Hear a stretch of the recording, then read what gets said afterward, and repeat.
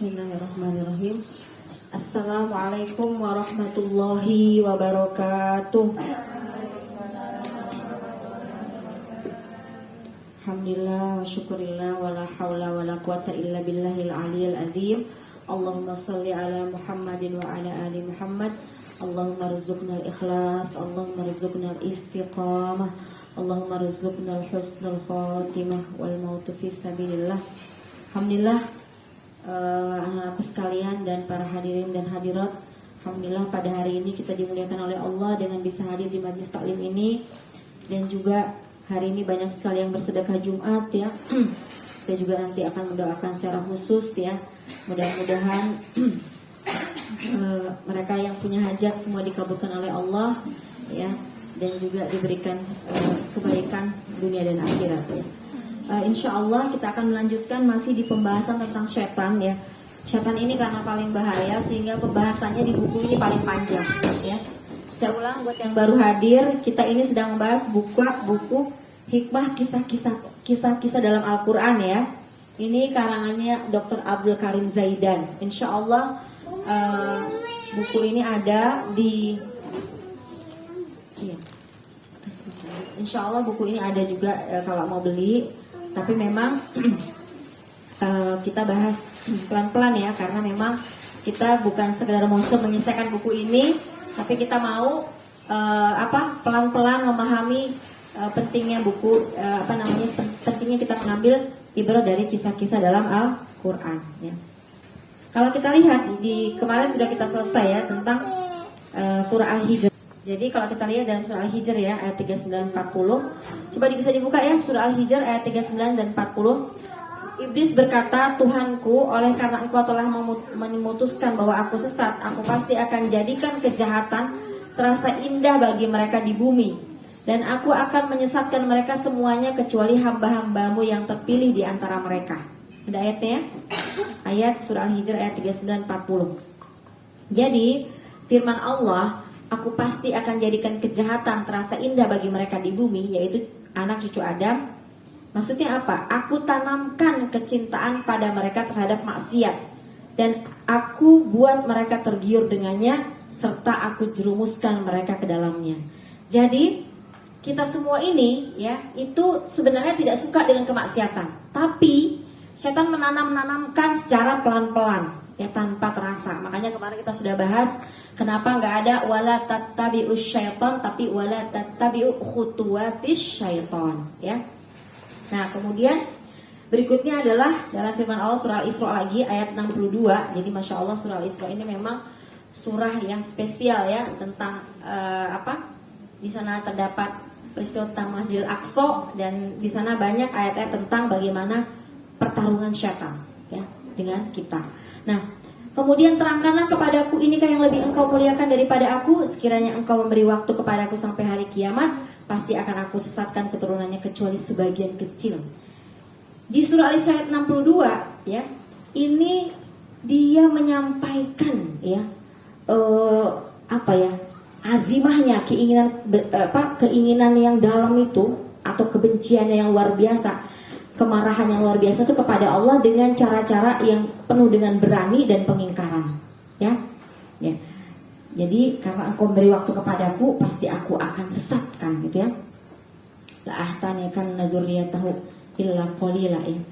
Nah kemudian iblis berkata, terangkanlah kepadaku, inikah orang yang engkau muliakan atas diriku? Yakni kabarkanlah kepadaku tentang orang yang engkau muliakan melebihiku dengan engkau suruh diriku bersujud padanya. Mengapa engkau muliakannya? Kenapa engkau utamakan dia daripada diriku, sedang aku lebih baik darinya? Jadi ini penjelasan dari ayat yang tadi. Yakni jika engkau tunda kematianku sampai hari kiamat, tentu aku akan kuasai anak keturunannya, atau aku akan sesatkan mereka, atau aku binasakan mereka dengan tipu daya, atau aku akan giring mereka kepada maksiat sebagaimana binatang ternak diseret dengan tali ya, kecuali hanya sedikit dari keturunannya yang tidak tergoda, yaitu mereka yang ikhlas. Jadi di sini sampai ibaratnya diseret dengan tali ya, artinya dipaksa gitu ya, dipaksa dengan sangat kuat untuk sampai tergoda. Nah setelah iblis berkata sebagaimana yang Allah kabarkan pada kita, terangkanlah kepadaku, inikah yang lebih engkau muliakan daripada aku. Jadi Di sini tuh kelihatan keberaniannya si iblis ya kepada Allah Subhanahu wa taala. Selanjutnya Allah berfirman, "Pergilah. Tetapi barang siapa di antara mereka," ini Al-Isra 63-64, boleh dibuka ya dari sekalian. "Pergilah, tetapi barang siapa di antara mereka yang mengikuti kamu, maka sungguh neraka jahanam balasanmu semua sebagai pembalasan yang cukup. Dan perdayakan aja siapa saja di antara mereka yang engkau sanggup dengan suaramu yang memukau, dan kerahkanlah pasukanmu terhadap mereka yang berkuda dan yang berjalan kaki, dan bersekutulah dengan mereka pada harta dan anak-anak, lalu berilah janji kepada mereka. Padahal setan itu hanya menjanjikan tipuan belaka kepada mereka." Jadi surah Al-Isra sudah pada buka ya, ayat 63. Jadi di ayat ini kalian akan melihat kalau tadi di kalau di surah Al-Baqarah beda, tapi kalau sudah di surah Al-Isra ini kelihatan banget pengingkaran syaitan yang luar biasa, keberaniannya di hadapan Allah ya. Qala ara'aitaka hadzal ladzi karramta alayya, kamu lihat enggak gitu ya, ini kayak kamu muliakan kayak gitu, ini kayak kamu muliakan, itu di hadapan Allah menyampaikan hal seperti itu maksudnya ya. Jadi tidak ada adabnya sama sekali, dan kemudian dia menyampaikan dengan jelas ya. Nah di sini Allah mengatakan, akhirnya Allah bilang, "Pergilah wastafziz," ya. Jadi silakan perdayakan sekuat kemampuanmu wahai setan. Dengan apa? Dengan suaramu.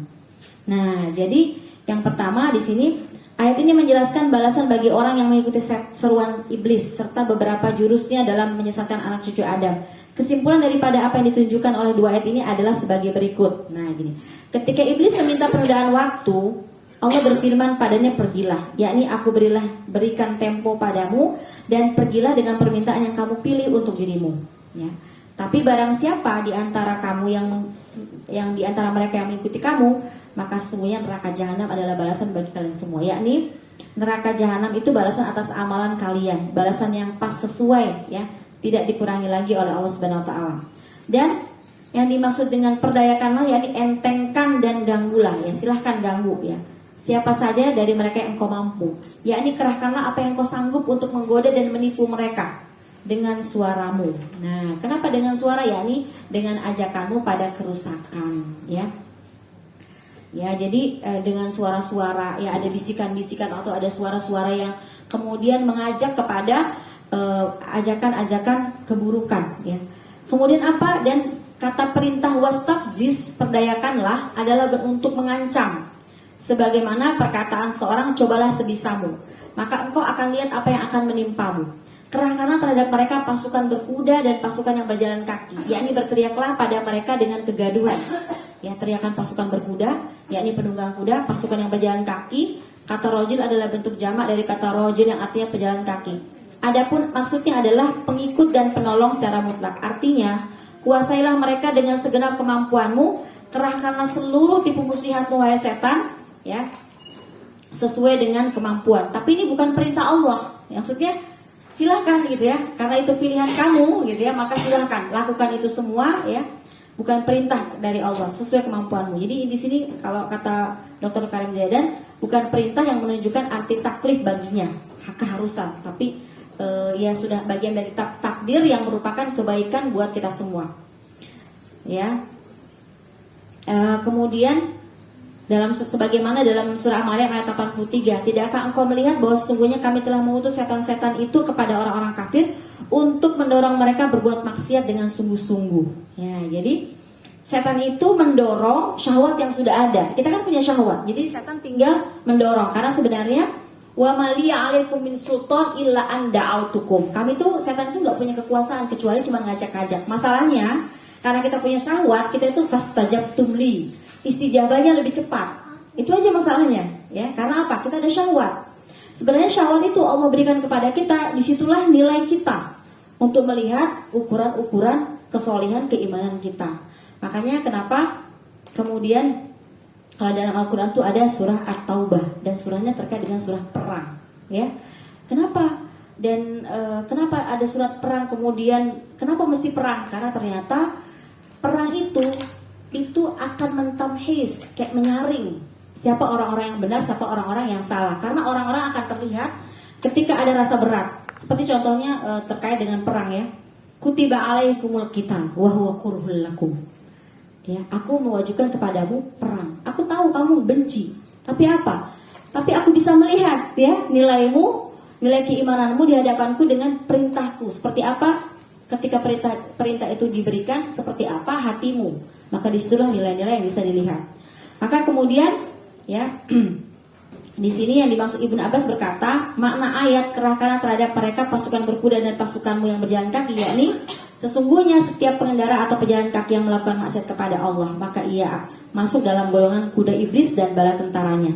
Sehingga tercakup dalam makna kerahkanlah terhadap mereka pasukan berkuda dan pasukan yang berjalan kaki, yakni setiap orang yang ikut serta dalam mengajak pada maksiat.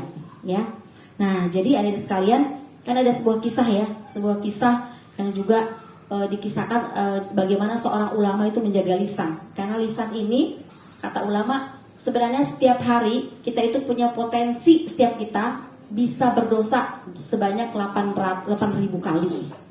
Ya, 8.000 kali. Ya. Tapi satu aja yang bisa dilakukan untuk menghindarkan semua itu.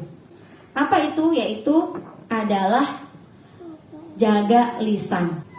Nah, jadi tadi ya, maka satu kita ini punya potensi berapa dosa? Kalau para ulama selalu ngitung loh, 8.000 potensinya, ya, satu kita. Tapi kalau pikiran baik itu kan yang kita pikirkan tuh 60.000 satu hari pikiran-pikiran baik. Berarti potensi kebaikan lebih banyak ya. Itu dari pikiran aja. Makanya kenapa kita disuruh berbaik sangka? Ya, 60.000. Nah kalau potensi 8.000 potensi dosa. Tapi itu bisa cukup dengan menjaga lisan, maka itu terkurangi banyak. Jagalah lisan. Sudah, jaga lisan apa? Termasuk lisan, tangan, tulisan, ya. Yes, atau komentar, atau love gitu, gambar love, ya. Itu termasuk juga itu perkataan kalian, ya. Nah itu, apalagi kalau yang di love-in itu misalnya hal-hal yang buruk, hal-hal yang syubhat, ya. Itu sudah termasuk perkataan. Itu sudah termasuk dalam konteks yang 8.000 tadi. Jadi sehari potensi kita berapa? 8.000 untuk tapi bisa ditahan dengan satu aja, menjaga lisan. Nah kemudian apa? Ada seorang ulama, ini saya mau ceritakan terkait dengan tadi pasukan berkuda tadi yang dimaksud dalam surah Al-Isra ini. Bagaimana yang itu yang dimaksud adalah orang yang ya ikut serta dan mengajak pada kemaksiatan. Ini dia nggak ikut serta, ikut sertanya tuh nggak sengaja. Jadi ulama ini suatu ketika dia ada satu majelis itu sedang bergibah. Yang bergibah menceritakan keburukan orang. Kan gibah itu dibolehkan kalau memang tujuannya untuk kebaik maslahat. Ya, tapi jangan juga kebesaran maslahatnya. Oh maslahat kok maslahat, mana-mana maslahat. Supaya bisa ngomongin orang itu nggak boleh. Ada ukuran-ukurannya, ya. Lihat lagi nanti bab itu. Ya. Nah maka kemudian apa? Dia kemudian menegur, kalian jangan bergibah, nggak boleh. Kemudian dia udah malas gitu pindah duduk ya. Maka orang itu berhenti, tapi kemudian bergibah lagi. Sempat dia duduk di situ mendengar kelanjutan gibahannya. Maka kemudian malam itu dia tertidur. Pada saat tertidur, dia jelas banget katanya dihidangkan daging babi. Dia bilang, loh, kenapa aku dihidangkan daging babi? Kan ini haram daging babi ini. Dia katakan, iya. Kan kamu tadi ikut mendengarkan orang yang sedang bergibah. Kalau mendengar orang bergibah itu memakan daging manusia. Kalau kamu ya level bawah lah karena ikut dengerin. Dan kamu kemudian sempat menegur, ya udah level bawah lah. Ya itu apa? Daging babi aja, ya. Tapi kan ini haram. Ya. Maka pada peristiwa itu dia dipaksa untuk apa? Untuk memakan daging itu. Ya. Dalam riwayat itu diceritakan, wallahi, ya, istaiqadtu fa ana ma ziltu ziktu ta'mu ya, lahmul khinzir. Dia bilang, aku bangun dan masya Allah aku tuh masih merasakan rasa daging babi itu di mulutku. Bayangin, padahal dia cuman ikut ngapain? Mendengarkan yang sempat menegur. Nah jadi itulah hati-hatinya terhadap segala kemaksiatan. Makanya Umi selalu ulang-ulang bahwa prioritas hidup kita itu 3 ya. Pertama apa? Jauhi maksiat, dosa besar ataupun dosa kecil. Baru kedua, laksanakan kewajiban dan ketaatan. Baru ketiga apa? Melaksanakan ya sunnah-sunnah. Jangan dibalik ya. Jangan dibalik ini. 3 prioritas kita ini yang paling penting. Karena apa? Kemarin sudah dibahas bahwa perintah pertama yang Allah berikan kepada Nabi Adam itu bukan perintah sholat atau perintah apa-apa, tapi adalah larangan. Dari situlah kenapa kita harus tahu banyak larangan-larangan yang dilarang oleh Allah Subhanahu wa taala. Maka kemudian dan firman Allah, dan berserikatlah dengan mereka yang berikutnya pada harta dan anak-anak. Keikutsertaan iblis dalam harta adalah semua tindakan jelek dan dalam memakai harta, baik kejelekan itu dalam hal pengambilannya dengan cara yang tidak benar dan tidak halal, atau penempatannya yang keliru serta riba, perampokan, pencurian, muamalah yang rusak. Adapun turut campur dalam perkara anak seperti andil mereka dalam peroleh anak melalui zina misalnya, menamai anak tersebut dengan nama-nama yang buruk ya, kemudian tega bunuh anak ya, ini masuk dalam kategori itu. Nah, kemudian firman Allah, dan beri janjilah mereka, yaitu tipulah mereka dengan janji-janji dusta seperti perkataan tidak ada surga dan neraka, tidak ada hisab dan atau kebangkitan setelah kematian, atau dengan menunda taubat, atau dengan hayalan dusta, atau memperturutkan dunia dan melupakan akhirat. Ketahuilah bahwa ketika Allah Ta'ala berkata dan berilah janjilah mereka, maka dia diiringi dengan sesuatu yang dapat menjadi penghalang sehingga tidak diterima janji itu. Maka dia berfirman, dan tidaklah apa yang dijanjikan setan itu kecuali hanya tipu daya, yaitu menghiasi kebatilan dengan yang hak. Nah ini ya. Nah tapi yang menarik adalah di ayat ujungnya, inna ibadi laisa alaihim sultan. Tapi ya, untuk hal ini itu nggak berlaku buat apa? Ibadi, buat hamba-hambaku, hamba-hambanya Allah. Nggak ada kekuatan iblis. Wakafa bi rabbika wakila. Cukuplah Allah menjadi wakil. Nah, jadi terkait dengan hal ini, maka setan itu pintu masuknya yang paling besar dia melalui pintu syahwat. Ya, pintu hawa nafsu. Ya. Maka memang perlu berhati-hati dengan hawa nafsu. Bahkan ya, kalau dalam Al-Quran itu setan itu bisa masuknya melalui angan-angan atau cita-cita yang baik dari kita ya. Karena tadi kita ini punya syahwat, mau pengen makan, pengen hidup di dunia, pengen hulut ya. Makanya kan kemudian setan kenapa Adam sudah disampaikan oleh Allah wala taqraba hadhihi syajarah dengan jelas ya. Hai Adam, la taqraba, jangan dekati hadhihi ini loh, asyajarah, pohon yang ini, jelas ya pohonnya. Tapi kenapa dia bisa mendekat? Karena dikatakan hal adullukum ala syajaratil khuldi wa mulkin la yabla gitu. Jadi dijelaskan dulu. Jadi hati-hati dengan pertanyaan-pertanyaan. Ya, pertanyaan-pertanyaan itu yang kita tanyakan, benar aja kok ini kayaknya, benar aja.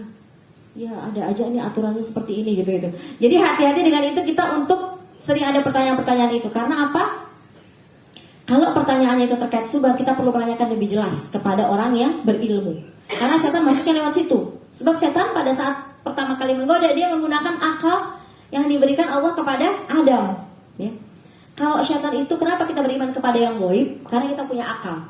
Kalau hewan, dia nggak diperintahkan beriman. Kenapa? Karena hewan itu dia harus dilihat, harus apa yang dia pegang, yang dia ihsas. Makanya seperti hewan-hewan itu kan apa yang dipegang, ada yang dia apa, ya, itu yang dia pahami gitu ya. Kalau kita kan karena kita punya akal sehingga kita beriman kepada yang gaib, bahkan kita meyakini seperti itu. Maka setan dengan syahwat dan dengan akal pikiran digunakan. Akan dia tanya-tanya, ya. Maukah kamu hal adulluka? Maukah kamu kutunjukkan? Ala syajaratil mulki, ini pohon keabadian, bukan pohon bahaya gitu ya. Syajaratil mulki, syajaratil huldi. Karena manusia itu suka yang hulut-hulut, suka yang kekal-kekal, suka yang lama-lama gitu ya. Bahkan kalau bisa punya ya al-fasanah ya 1000 tahun ya, seperti itu. Jadi pengen hidupnya lama, pengen kekal, pengen berterusan. Yang kedua apa? Wa mulkil la yabla, dan kerajaan kepemilikan yang nggak pernah hilang. Nah, kita juga ini ada namanya hubbut tamalluk ya, suka memiliki sesuatu seperti yang kita memiliki semua, padahal sebenarnya bukan milik, cuman titipan ya. Makanya itulah kemudian disebutkan tadi kan wasyarikum fil amwali wal aulad, kamu ikutlah, bersekutulah, masuklah ke dalam syahwat mereka, berketurunan dan juga harta ya. Dengan apa? Disebutkan orang itu akan jadi penakut dan bakhil gara-gara anaknya. Jadi fitnah anak itu membuat orang jadi penakut, takut aja, nggak yakin dengan Allah. Satu, kedua apa? Bakhil. Jadi dia takut menyedekahkan hartanya, nanti makan apa besok anakku gitu ya. Sehingga itu membuat dia tidak berani untuk bersedekah atau memberikan yang terbaik. Karena ternyata wa mimma razaqnahum yunfikun itu ternyata bukan, penafsirannya bukan hanya harta, tapi semua apa yang dia miliki. Ya, yaitu jiwa, tenaga, pikiran, itu semuanya. Mereka jadi bakhil. Kenapa? Karena anak. Karena takut anak yang kenapa-kenapa. Ya. Bahkan kalau Umi pernah ada kejadian di masa lalu di mana pada saat pengajian anak Umi kecelakaan. Ya. Sampai pernah nanya sama Allah, itu yang Umi tobatkan sampai hari ini. Kenapa? Nanya Allah, ya Allah kenapa? Aku nggak ke mall, ke pengajian, anakku kecelakaan. Kok gitu cara jaganya gitu ya, nangis-nangis sama Allah zaman dulu ya, 20 tahun yang lalu. Padahal apa? Nggak boleh menanyakan itu. Karena itulah cara-cara Allah menjaga dengan baik ya. Itu yang terbaik dari Allah Subhanahu wa taala. Jadi sehingga dari itu apa? Takut sudah berdakwah. Ya, takut nanti tinggalkan aku, tabrak lagi nanti. Kenapa lagi aku tinggalkan? Ya selalu ada was-was. Ya. Akhirnya takut kita menginfakkan harta, takut menginfakkan waktu kita, tenaga kita. Kenapa? Karena ada putaran-putaran, ada anak, ada harta gitu ya. Ada juga anggota pengajian itu, kenapa gak ikut pengajian Bu? Ustazah maaf saya punya toko, harus dijagain, selalu rame gitu ya. Nah itu akhirnya apa? Saya Ustazah berniat nanti kalau sudah kaya saya akan bersedekah banyak-banyak gitu. Oh iya Bu. Tapi akhirnya apa? Nggak kaya-kaya juga tapi ikut majelis juga. Nah itu. Jadi hati-hati, harta itu bisa mengganggu kita untuk akhirnya apa? Jauh dari Allah. Makanya wasyarikum fil amwali wal aulad. Dengan apa? Rasa takut dan satu lagi apa? Rasa bakhil. Dua itu. Jadi kalau ada seperti itu, dilawan ya. Kayak Umi kemarin dapat uang tambahan, sudah nyimpen tuh menabung dulu. Tiba-tiba ada yang datang ke rumahnya di pekerjaan. Ujung-ujungnya dia bilang, Bu saya mau bayar anak saya sekolah. Baru mau aku tabung tuh uangku, kesian aku ambil lagi. Ya Allah, ya mungkin ini haknya ibu ini. Ya dikasih sesuai yang dia minta tuh, sesuai dengan yang saya tabung. Ya, Masya Allah. Jadi sebenarnya ada kekhawatiran, ya Allah baru mau menabung aku ini gitu ya. Tapi ternyata ada orang yang lebih penting. Itu melawan. Karena bolak-balik juga nanya dulu panjang-panjang, nanya sampai ibunya capek juga duduk. Karena saya lagi mengatur hati, baru ku tabung ini gitu ya, seperti itu. Jadi memang hubut tamalak itu luar biasa, membuat kita takut, membuat kita bakhil. Ya. Nah, sehingga kalau di sini berhati-hati dengan ini karena setan itu masuk melalui syahwat kita. Bahkan kalau kita lihat tadi sekalian, boleh dibuka di surah Al-Hajj ya, kalau nggak salah ayat 52. Jadi ini satu ketentuan, satu sunnatullah. Jadi tidaklah Allah mengutus seorang nabi ataupun rasul ya, atau orang-orang yang mengikuti jalannya rasul kayak kita ini kan pengen baik-baik. Kenapa? Pengen bersama Rasulullah, pengen mendapatkan syafaatnya, sama kita akan mengalami ini. Itu apa? Jadi setan mengatakan ya, dalam ayat ini setan melakukan satu hal ya, illa idza tamanna ya, kecuali jika dia punya keinginan baik, cita-cita baik, obsesi baik semuanya. Tapi apa? Alqasyaitonu fi umniyati. Setan mengganggu ya, melemparkan apa? Bisikan-bisikannya. Tadi iftazis manistatokta, atau kemarin kita sudah bahas bahwasanya setan itu la'aqudanna lakum siratal mustaqim, duduk di jalan-jalan yang baik. Itu dia ganggu kita. Apa gangguannya? Dia taruh sesuatu dalam hati kita seperti baik. Contohnya nih gini ya, saya nih kan sedang cari pasangan yang baik buat masa depan saya. Jadi gak apa-apa lah tengok-tengok ikhwan itu statusnya apanya, liatin. Karena sudah jelas tuh dia penghafal Quran. Baik dia kan Umi sudah bilang ya, ujian kalian adalah orang-orang yang bertakwa. Sebagaimana Maryam ya, Inni a'udzu birrahmani minka in kunta taqiyya. Semakin takwa semakin diuji kalian dengan orang-orang yang bertakwa itu ya. Itulah ujian kalian. Jadi seperti itu. Ya gak apa-apa lagi ada sedikit. Akhirnya apa? Scrolling, lihatlah statusnya. Gara-gara ngeliat, Umi kan kemarin pandangan itu diantara panah-panah setan. Dan kemarin juga sudah dibahas bahwa Allah menyampaikan waghdudna min absarihim wa yahfadna furujahun, ya kan? Jagalah pandanganmu dan jagalah kemaluanmu. Artinya hal terbesar yang mengganggu syahwat kita adalah yang kita lihat. Maka apa? Lihatlah, scrolling, lihat 1-2 kali, dengarkan kisahnya. Ya ini dalam rangka lah proses. Kan saya mau cari laki-laki yang baik, ya itu terus, ya.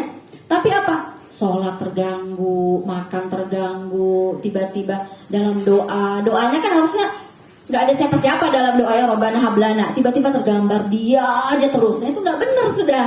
Itu jadi keinginan baik diatur-atur oleh setan seperti itu. Makanya sekarang juga ada pacaran syariat ya, yang manggilnya Abi Umi ya, yang janjian kalau lagi majelis, ada yang begitu.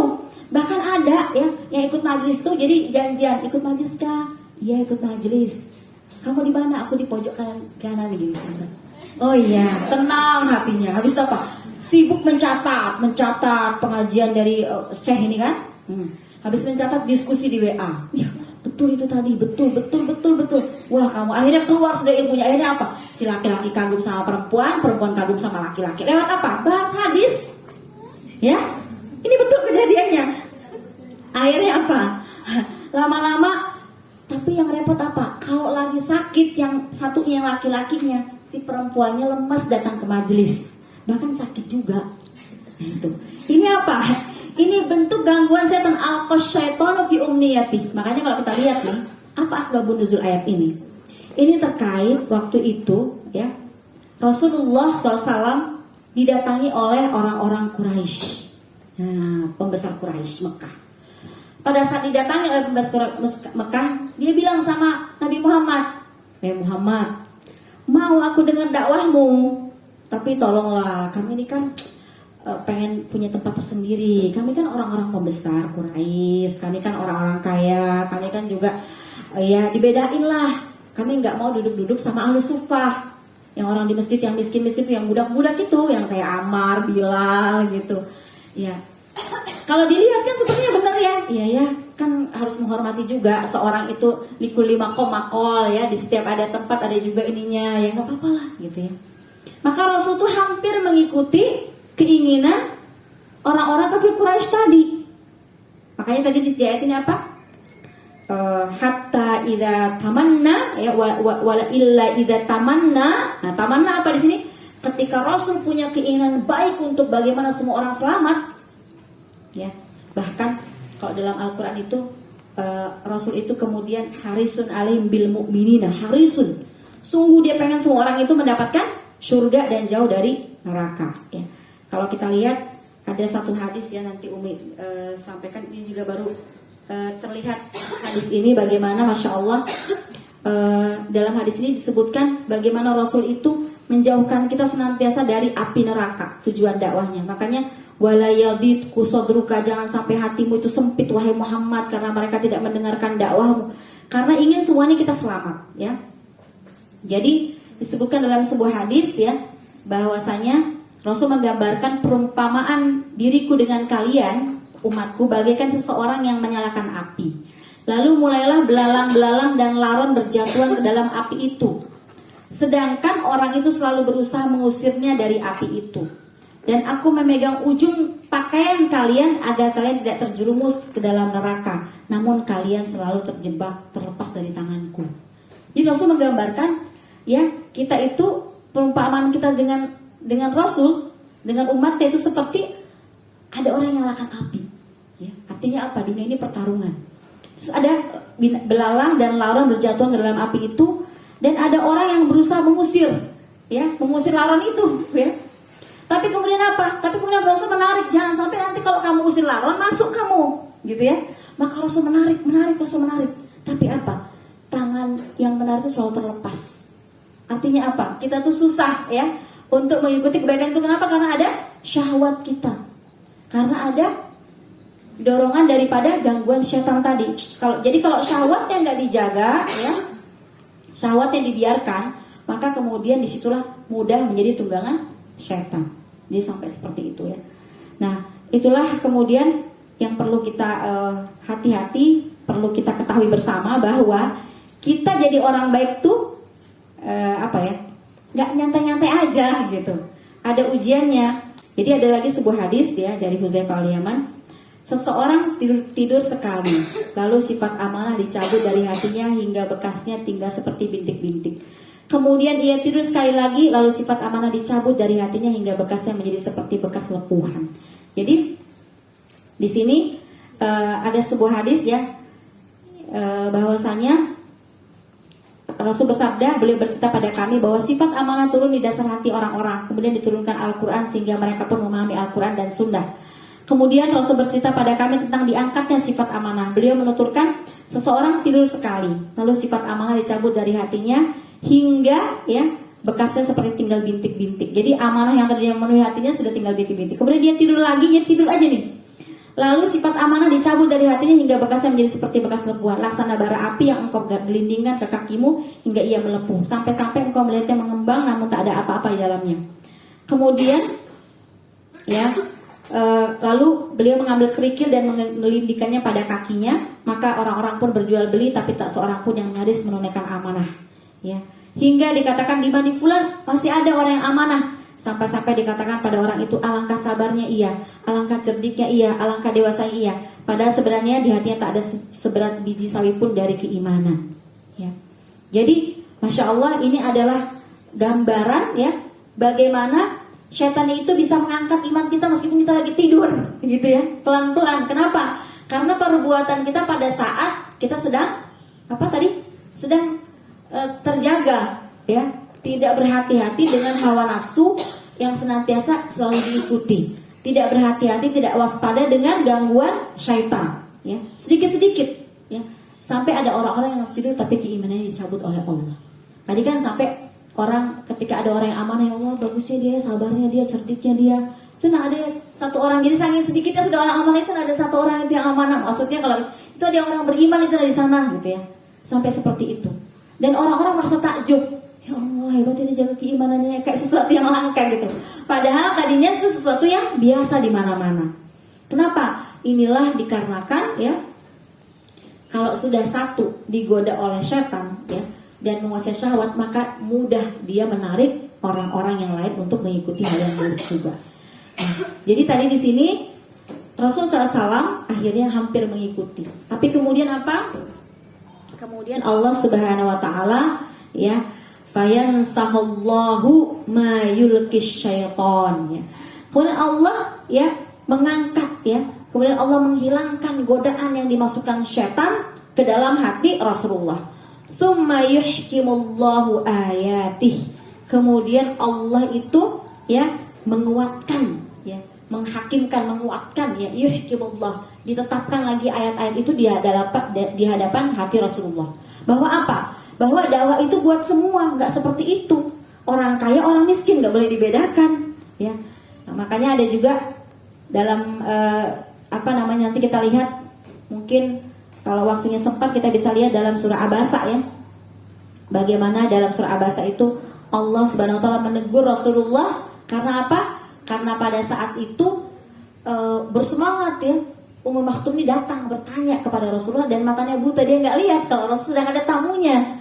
Maka Rasul kemudian mendahulukan saja. Ada yang mengatakan yang berpaling, tapi ada yang mengatakan hanya kemudian mendahulukan orang-orang pembesar Quraisy ini. Kenapa? Karena berharap bahwa kalau mereka kemudian masuk ke dalam Islam pasti lebih cepat ya pergerakan Islam ini. Tapi Allah bilang ukurannya nggak begitu, ya. Ukurannya bukan begitu kalau ukuran-ukuran kebaikan, ukuran-ukuran dakwah. Karena apa? Kamu tuh hanya menyampaikan, ya, menyampaikan dengan baik, dan untuk penyampaian itu harus kepada semua, tidak memilih siapapun dia. Nah, karena engkau adalah contoh, qudwah, ya. Jadi abasa wa tawalla an ja'ahul a'ma, ya. Jadi seperti itu. Makanya biasanya Rasul ketika bertemu dengan Ummu Maktum, dia mengatakan ini adalah seorang sahabat yang kemudian Allah menegurku, ya, masya Allah. Dan beliau pernah ya dengan mata yang buta, pernah dalam sebuah peristiwa beliau sebagai penjaganya kota Madinah, diamanai oleh Rasulullah, padahal buta matanya ya, tapi hatinya sangat dipuji oleh Allah karena dia ingin selalu membersihkan dirinya. Nanti bisa dibuka lagi dalam surah Abasa ya. Kemudian tadi di ayat ini wallahu alimun hakim ya. Nah, kelanjutannya apa? Liyaj'ala ma yulqis syaitanu. Nah, ini ya, kelanjutannya Allah menjadikan godaan yang ditimbulkan itu. Jadi gini, godaan buat orang baik ya, itu disebabkan kenapa? Allah jadikan itu buat apa? Ujian. Menguji supaya apa? Hatinya kembali bersih gitu. Nah, jadi liyaj'ala ya mayul kisyaitanu fitnatan lilladzina fi qulubihim marad. Jadi godaan atau angan-angan yang kemudian menjadi sebuah persepsi yang salah ya. Jadi kan tadi ya angan-angannya, keinginannya pengen dapat jodoh, ya kan? Tapi caranya salah, ya kan? Kalau tadi keinginan Rasul ingin kemudian dakwah cepat sampai, ya kan? Tapi dengan mengabaikan orang-orang miskin, itu kan nggak benar, bukan ukuran-ukuran Allah, harus pakai ukuran Allah. Maka kenapa Allah jadikan itu? Jadi kalau buat kita, buat manusia atau buat kita yang beriman, orang-orang yang baik di jalan dakwah yang mengikuti aturan Allah Subhanahu Wa Taala dan Rasulnya, itu dijadikan Allah Pak liyaj'ala mayulkis syaitanu ya fitnatan, ujian buat siapa? Lilladzina fi qulubihim marad, buat orang yang di hatinya ada penyakit, atau wal qasiyati qulubuhum, dan orang-orang yang di hatinya ada ada kekerasan ya, ada orang-orang yang keras hatinya ya. Maka kemudian orang-orang zalim itu benar-benar sangat memusuhi kebenaran. Agar orang-orang yang telah diberi ilmu, nah ini ya. Jadi di sini ada sambungan ayatnya lagi ya. Waliya'lamal ladzina utul ilma annahul haqqu mir rabbika fayu'minu bihi fatukhbita lahu qulubuhum. Nah, di ayat ini setelah Allah menggambarkan tentang bahwa orang-orang baik itu tetap dapat ujian loh, gitu ya. Bisa salah persepsinya tentang kebaikan itu kalau dia nggak benar-benar berpegang kepada Quran dan Sunnah, ya. Tapi ya, itu juga bisa menjadi ujian, bisa mengukur apakah hatimu sedang sakit atau malah keras, ya. Atau itu bisa menjadi jalan untuk kamu menambah ilmu, gitu ya. Nah, agar orang-orang yang telah diberi ilmu meyakini. Nah, jadi agar orang diberi ilmu meyakini bahwa itu benar dari Tuhannya dan mereka bertambah imannya. Kemudian apa? Fatukhbitalahu qulubuhum, sehingga hati mereka itu semakin kokoh dan kuat kepada ajaran Allah Subhanahu wa taala.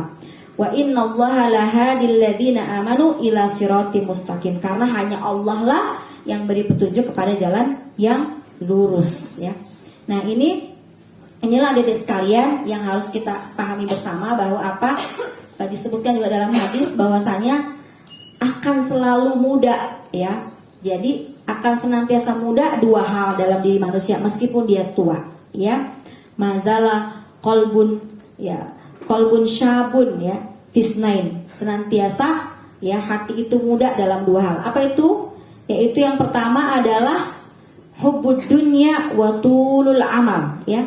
Cinta kepada dunia. Kemudian apa yang kedua? Panjang angan-angan, ya. Nah, seperti itu, sehingga inilah kemudian Rasul SAW memahami ini, sehingga Rasul dengan keras, ya, menolak. Dalam suatu ketika Rasul ditawarkan dengan harta, jabatan agar dia berhenti berdakwah, tapi Rasul mengatakan apa? Dengan tegas, kalau diletakkan matahari di tangan kananku dan bulan di tangan kiriku untuk suruh berhenti, aku tak akan melanjutkan.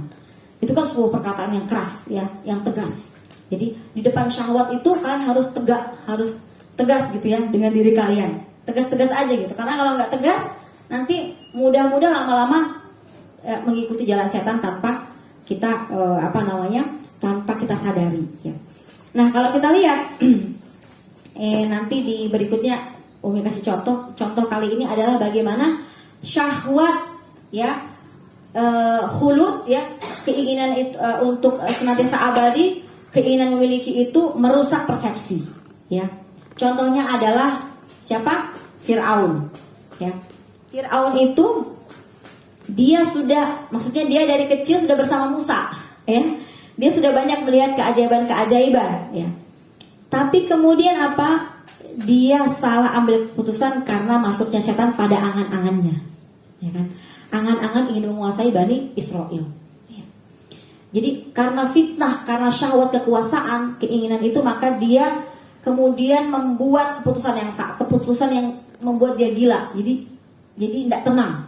Apa itu? Dia bilang apa? Bunuh semua Bani Israel, gara-gara mimpinya kan. Bunuh semua bayi-bayi yang lahir, ya. Ketika dibunuh semua, menterinya laporan, aduh bahaya Fir'aun kalau dibunuh semua. Nggak ada yang berkhidmat sama kita nanti, ya. Nggak ada yang jadi budak, gitu ya. Bahaya nanti. Maka kemudian, ya betul juga ya. Habisan nanti. Ya udah, rubah lagi, ya. Jadi setahun dibunuh, setahun nggak dibunuh, ya. Makanya setahun yang dibunuh itu kan pada saat kejadian Nabi Musa, itu waktu pas dibunuh tuh ada perintah membunuh. Kalau Harun pada saat tidak ada perintah membunuh buat Bani Israel, makanya dia selamat, gitu ya. Nah, maka kemudian itu juga dia masih al-arak ya, arak itu kayak orang gila gitu, kayak itu kepikiran terus ya seperti itu. Bagaimana supaya jangan sampai sedikit pun atau apapun yang bisa mengambil celah apapun kekuasaan dia, karena syahwatnya sudah dipenuhi oleh bisikan-bisikan setan, di bawah bayang-bayang setan. Maka kemudian apa? Sampai dia mengejar Musa, ya kan? Dia yang melakukan pengejaran sendiri itu. Ya. Tahu nggak? Saat di laut itu dia dibutakan sama Allah. Karena apa? Karena tadi syahwatnya nggak dia lawan ya, dikelilingi oleh setan terus menerus. Kalau tadi kan pelan hati-hati dengan berdosa, karena artinya iman itu bisa diangkat pelan-pelan gitu oleh Allah. Sampai lagi tidur aja iman bisa diangkat gitu ya. Maka apa? Tadi dia dibutakan oleh Allah. Ketika laut itu terbelah, dia tambah semangat. Dia bilang, inilah saat merealisasikan seluruh harapan. Bayangin, laut aja tunduk padaku. Memang aku ini betul-betul Tuhan gitu ya. Padahal ya Allah, dia sampai begitu. Istilahnya ini semesta mendukung. Ada yang namanya mestakumnya, semesta mendukung semuanya. Benar-benar sudah aku Tuhan ini. Harapanku sedikit lagi tercapai. Ya. Maka kemudian saat ketika Musa memukulkan tongkatnya dan dia tenggelam, barulah di situ dia sadar. Tapi apa? Tapi dia sebenarnya sadarnya itu sadar-sadar aja. Maksudnya dia sadarnya itu bukan mau beriman. Tapi apa? Pengen selamat doang. Apa dalilnya? Para ulama mengatakan kalau dia memang ingin beriman sama Allah, maka kata-katanya qala amantu billah. Tapi enggak, kata-katanya apa? Qala amantu bima amanat bihi Banu Israil. Ya, aku beriman dengan apa yang diimani oleh Bani Israil. Gitu. Karena Bani Israil selamat, ya udah aku beriman dengan mereka ya Allah, supaya aku selamat juga kayak mereka. Gitu. Kalau dia bilang aku beriman sama Allah, nah itu baru benar. Ini enggak. Itulah yang Allah jelaskan, auzubillah ya. Jadi ini bahayanya. Itu semua dari apa? Dari langkah-langkah kecil. Dari apa? Apa yang dibesarkan oleh setan? Dari keinginan menguasai syahwat, menguasa, ya. Jadi itu aja. Apa? Suka, pengen hulut, pengen memiliki. Jadi dua itu diganggu oleh setan. Nah, makanya kemudian apa? Disebutkan sampai di puncak dia sudah selamat, dia tetap seperti itu. Ini yang digambarkan Allah, bisa dibuka dalam surah Al-An'am ayat 28. Coba lihat ya, surah Al-An'am ayat 28. Nanti semuanya pada bawa Quran ya, sama bawa catatan. Dapat ya. Bal badalahum ma kanu yukhfuna min qablu. Sebenarnya telah nyata kedurhakaan yang mereka sembunyikan dahulu. Walau ruddu, seandainya mereka dikembalikan ke dunia, la'adu, mereka pasti akan mengulang kembali kedurhakaan yang telah mereka kerjakan. Wa innahum lakadzibun. Ya. Jadi mereka itu dusta. Apa yang mereka katakan? Apa yang menjadi syiar mereka? Wa qalu in hiya illa hayatunad dunya wa ma nahnu bimab'utsin. Syiar mereka apa? Adalah sesungguhnya hidup ini hanyalah di dunia ini dan kita tidak dibangkitkan. Nah itu aja masalah mereka. Kalau masalah kita apa? Masalah kita adalah apa? Adalah sebenarnya kita sudah yakin akan ada kematian, tapi kadang-kadang tak terlihat dalam amalan kita, tak terlihat dalam sholat kita. Berarti apa? Berarti sebenarnya kita masih ragu, ya enggak? Harusnya efek dari ingat kepada hari kiamat itu akan terlihat dalam sholat kita, dalam pergerakan kita. Tapi kalau kurang terlihat, maka berarti sebenarnya kita masih ragu. Walaupun kelihatannya dari orang lain kita sepertinya orang yang sangat yakin. Bahkan kita ahli Quran. Auzubillah min dzalik. Jadi inilah penjelasan Allah tentang apa? Tentang Fir'aun. Dan yang menarik adik-adik sekalian, inilah bahayanya panjang angan-angan tanpa ilmu ya, sampai belum ada niat tobat, sampai sudah meninggal dunia juga sampai seperti itu. Allah sudah menyampaikan. Makanya inilah kita perlu banyak-banyak berdoa kepada Allah Subhanahu wa taala supaya hidayah ini ditetapkan kepada kita. Padahal sebelumnya sudah ada tanda dari Allah sebelumnya, ya. Kalau dalam Al-Quran Allah menyampaikan, mungkin ada yang hafal ayatnya, kalau nggak salah di surah Al-Baqarah, fa arsalna alaihimut tufana wal jarada wal kummala wad dafadi'a wad dama wad dafa apa? Fa arsalna alaihimut tufana wal jarada wal kummala wad dafadi'a wad dama ayatin mufassalah, ya. Jadi ada 7 ayat. Jadi sebelum terjadinya dia melihat itu bagaimana tongkat dipukulkan dan membelah laut, sudah ada ayat sebelumnya. Pertama apa? Diturunkan topan, ya, topan yang keras di Bani Israel. Tapi mereka nggak bertobat, ya. Malah Fir'aun minta tolong Musa berdoa. Sama, diturunkan lagi yang lebih serem, yaitu belalang. Belalang itu bukan belalang 1-2 biji yang kayak kita lihat di situ ada belalang, enggak. Belalang semuanya memenuhi rumah-rumah Bani Israel, memenuhi rumah-rumah kaumnya Fir'aun pada masa itu. Ya, habis itu apa? Mereka juga nggak bertobat. Fir'aun juga biasa-biasa aja, ya. Mereka tidak mengambil pelajaran. Maka Allah turunkan lagi kutu, yang lebih serem lagi, kutu. Di mana-mana kutu. Kita ada kutu di kepala 2 biji gatal. Ini kutu semuanya. Ya, dia bilang lagi, doakan Musa, kami nanti beriman. Tidak beriman juga. Habis itu apa? Dofadi, jorok lagi. Apa Dofadi? Kodok. Kan gelikan sama kodok, itu bukan juga kodok. Kodok di mana-mana. Habis itu apa? Wadama. Darah, bayangin. Itu orang-orang kaumnya Fir'aun pada saat dibuka keran-keran itu darah semua isinya. Mau mandi darah, mau darah, serem. Darahnya bukan darah-darahan, betul-betul darah. Gak mampu Fir'aun, minta lagi Musa mendoakan nanti kita beriman. Gak juga beriman. Bahkan ayatin mufassalah, bukan satu ayat-ayat yang banyak. Sekarang pertanyaannya, kalau Fir'aun dapat ayat yang banyak, dapat tanda yang banyak, kita dapat tanda yang banyak juga enggak? Dapat tanda yang banyak kan? Berapa berita kematian, berapa berita orang terfitnah, ya enggak? Kita dapat. Bahkan kita jauh lebih banyak. Bahkan kita ini keterlaluan kalau nggak selamat, karena dapat ceritanya Fir'aun, dapat ceritanya Qorun, dapat ceritanya kaum Ad. Keterlaluan. Makanya Rasul berharap, aku berharap nanti umatku itu yang paling banyak masuk surga, karena paling banyak peringatannya, ya. Nah sehingga, tapi Masya Allah, itu tidak membuat terputus semua angan-angan Fir'aun. Padahal sudah banyak ayat-ayat yang jelas. Bahkan para ulama seperti Ibnu Abbas menambahkan ada 2 lagi, yaitu tongkat Nabi Musa, dan juga satu lagi adalah tongkat Nabi Musa dan juga terbelahnya laut tadi, ya. Juga ada yang menyebutkan satu lagi tambahnya adalah cahaya yang keluar dari tangannya Nabi Musa, ya.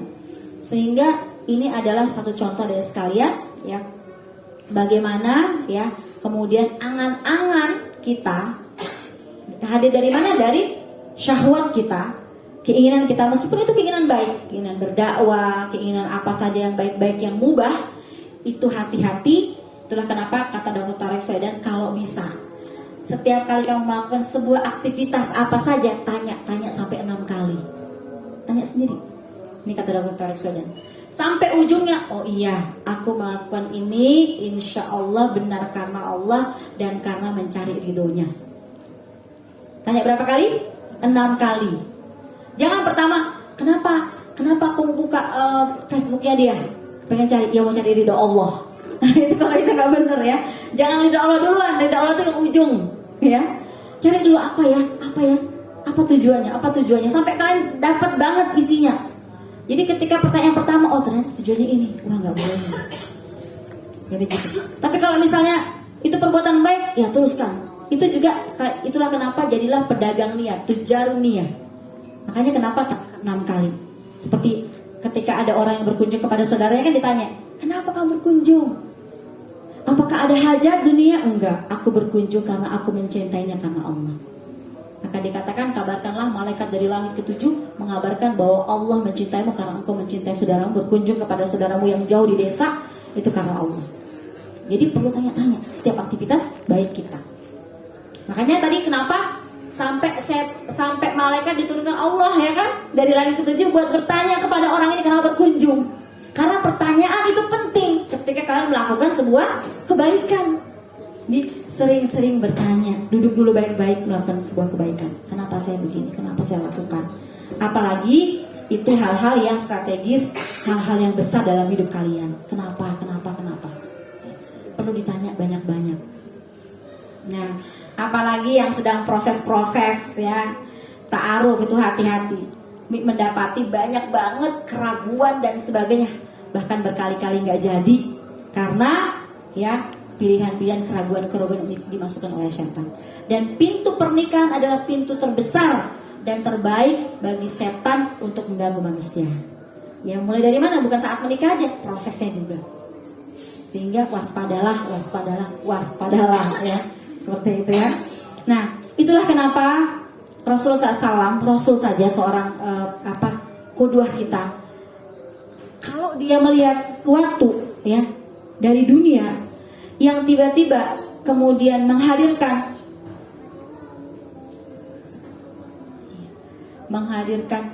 syahwatnya dalam hatinya, keinginan dunia, maka beliau segera bersabda. Apa sabdanya? Berdoa, Allahumma la aisyata illa al-aisyatal akhir. Ya Allah, tidak ada kehidupan yang sesungguhnya Allah kecuali kehidupan di akhirat. Itu adalah ya perkataan Rasulullah ketika melihat apa saja terkait dengan dunia. Yang mudah-mudahan dari pembahasan ini kita bisa mendapatkan banyak pelajaran ya, bahwasanya pertarungan dengan setan luar biasa dahsyatnya dan dia masuk bisa melalui pintu-pintu kebaikan yang kita cita-citakan ya. Sehingga berhati-hatilah atas setiap jebakan-jebakan setan dan jangan gampang memudahkan setiap perkara yang kita jalani. Terima kasih kalau ada kebaikan dari Allah, kurangan dari Umi. Wallahu a'lam bishawab. Wassalamualaikum warahmatullahi wabarakatuh.